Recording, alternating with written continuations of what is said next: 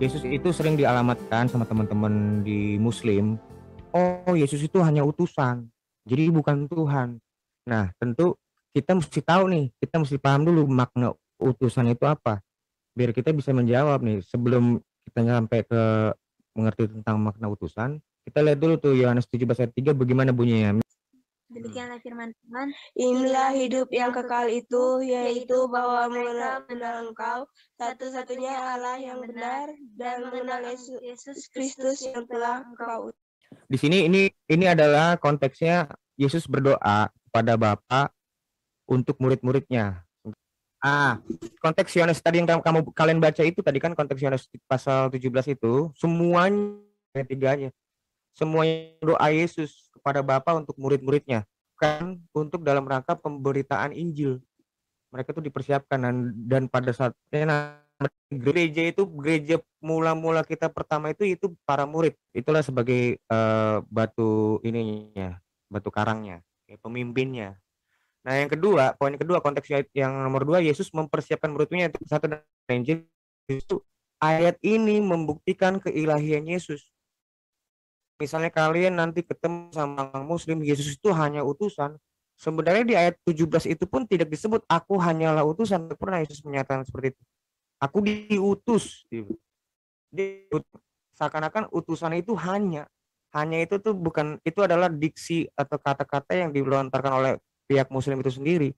Kebiasaan buruk polemikus Muslim maupun juga sebenarnya polemikus Kristen juga ada bidat-bidat dari pengajar-pengajar yang bukan mengajarkan dari para ajaran para rasul, juga sering menyalahpahami ini arti. Satu, mereka lemah dalam memahami ayat secara menyeluruh dan kontekstual. Kedua, polemikus itu hanya mengumpulkan ayat-ayat yang menyatakan. Yang ketiga, mereka tuh hanya self-proclaim. Contohnya tadi mereka nyebut Yesus hanyalah utusan. Yesus nggak pernah nyebut aku hanyalah utusan, nggak pernah. Aku diutus oleh Bapakku. Lalu Yesus itu menyebutnya di konteks Yohanes 7:3 itu berdoa dengan kepada siapa? Demikianlah firman Tuhan, demikianlah kata Yesus lalu ia mengadakan langit dan berkata, Bapa, telah tiba saatnya, permuliakanlah anakmu supaya anakmu mempermuliakan engkau. Nah, di situ. Jadi kalau misalnya orang Muslim mau menyamakan atau orang-orang Muslim nanti pada saat kamu ketemu sama orang-orang Muslim, oh Yesus ini hanya utusan, tunjuk di ayat satunya. Yesus ini berdoa kepada Bapa dan dia menyebutnya anakmu. Jadi hubungan di sini antara Yesus dengan yang di Allah itu adalah Bapa dengan anak. Nah, sebenarnya sering kalau kita ngeliatin di ayat Yohanes 17 ini banyak sekali, minimal ada 6 yang aku bisa tunjukkan. Menunjukkan bahwa Yesus itu adalah yang ilahi loh. Kita bisa lihat di ayat kedua. Ini dia.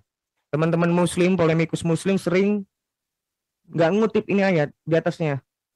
Sama seperti engkau telah memberikan kepadanya kuasa atas segala yang hidup.